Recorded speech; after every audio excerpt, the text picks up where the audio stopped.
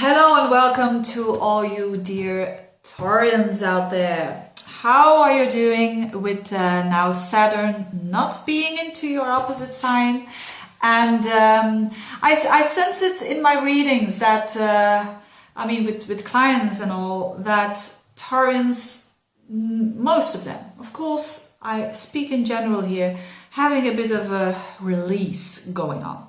And but let's have a look at what November is. What is happening in November for you Taurians, and I call it the month of truth. And because whenever stressful aspects are going on, and don't get scared here, because these stressful aspects, actually the signs that are escaping from this the most is the fixed sign, and you're one of them. You are a fixed sign, so you will feel it a bit less intense than other signs.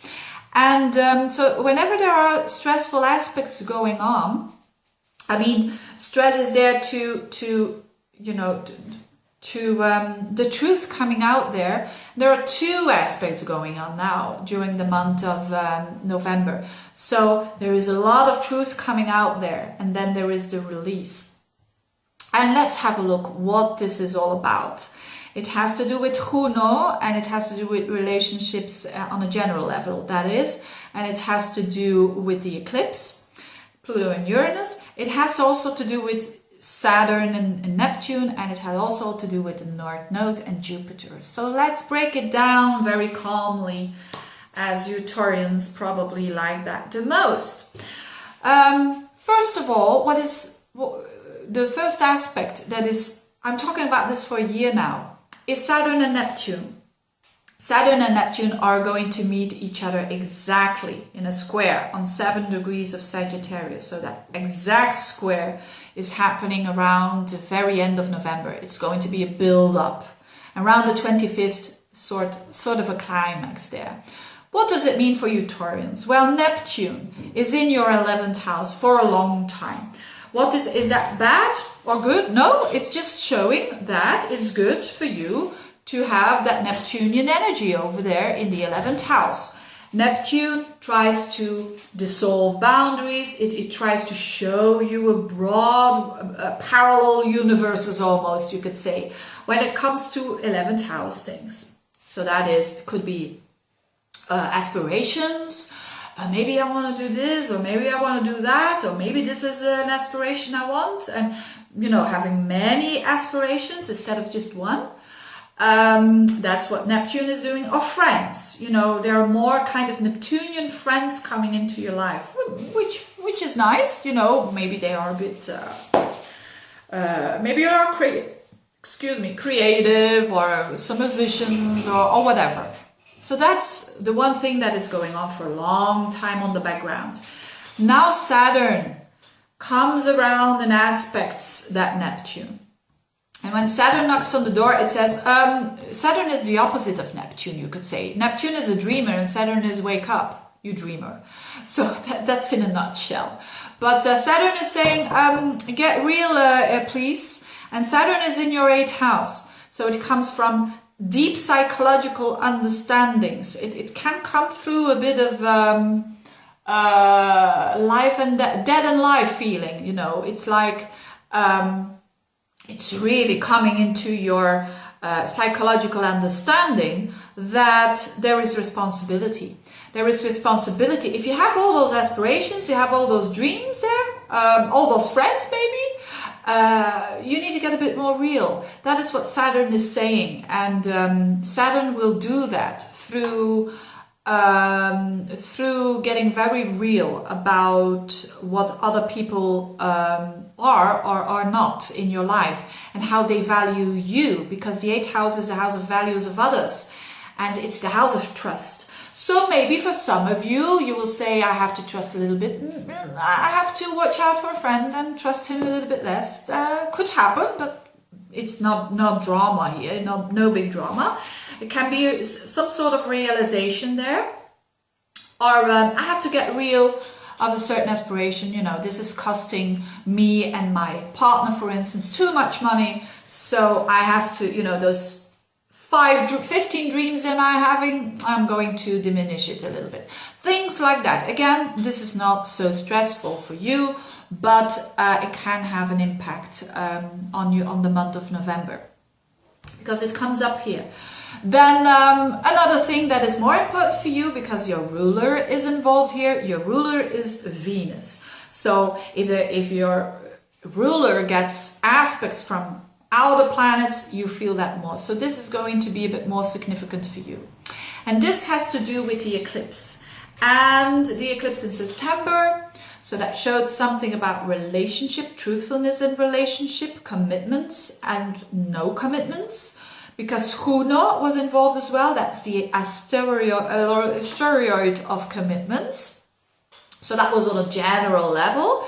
And then in October, our thoughts, our mind, information has been squeezed, and things that came to us, information that blew our minds away, especially around the 12th of October, if you can recall that, because then there was the new moon in Libra. And this is all in your 6th house. So you are in the 6th house, you could say. So it could have to do with the job. It could have to do with your health. It could have to do with your day-to-day routine. It could have to do with a relationship with someone of work, or maybe a romance, someone at work. Could be the case. And whatever it is, it has again that unusual, unexpected factor. So if there were things that you were thinking about in October, and you obsessively thinking about actually, that has to do with what I just mentioned, there was some truth already coming up there, and now you're getting another wave, and it's around your feelings. So you can certainly, the first weeks of November, you can feel a little bit more obsessive about things, because it's Venus squaring up to Pluto, the planet of obsession, the planet of depths, of darkness, and it's not doing that to annoy you. It's doing that because it's going to get you to the truth of something. And it's going to be truth about you in connection with that 6th house. It's connection with work, or with a colleague, or with your health, or with pets even. And so whatever it is that you're feeling a bit more intense, it's supposed to be that way. And stick to it. It's not going to last forever. Around the 22nd, 23rd, 24th, 25th, there's going to be a release. And the battery went low again. So sorry. I had that with the Pisces as well. But I'll continue. I was talking about this release happening with you. And that is good. It's a truth. And but unexpectedly, it has this, and especially around, as I said, that the end of the month, around the 22nd and onwards, you will feel that release. But it will need probably a bit of adjustment for you. So because you didn't expect that was going to be the truth about the things that I just talked about. And also Mars will be in Libra as well, in that 6th house, so you will do the adjustments accordingly, and especially also later in December. Now, last but not least, the good thing here, the good news is Jupiter is in Virgo, and also there is another important point coming into Virgo, which is the North Node, around the 13th. And why is that good? Because this shows the focus. Where can we focus on so that we grow the fastest? And your focus will be in a very nice house, in the 5th house I see here. And the 5th house, why do I laugh? Because it's a house of laughter. It's a house of sex. It's the house of play. It's the house of romance. It's the house of creativity. It's the house of expressing yourself. So putting your focus on these areas, either one or all of them, is going to help you. And you're an earth sign, so you like the pleasures of life, you like good food, you like good drinks, etc., etc. And you like to enjoy yourself because you are Venus. And Venus joys in this 5th house actually, so it's a bit connected to that as well, your ruler that is. So having there Jupiter in the North Node, this North Node, it's a process that starts now in November but continues 18 months. So you have that time to explore in all those areas. Explore a bit more, do things differently, maybe a new hobby, maybe a new creative project, maybe a new romance, maybe a new child. Whatever it is, it's good to put your focus on there and to release a little bit the opposite sign, the Pisces energy, where that Neptune was and where you needed to dissolve already anyway. Because that's a spiritual practice of letting go, maybe letting go of a friend or two, maybe letting go of an aspiration, one or two, maybe not focusing too much of the opinion of a friend and things like that. So a good month, I think, in general for Taurus, an interesting month, a culmination month, a month of truth. I hope you liked it.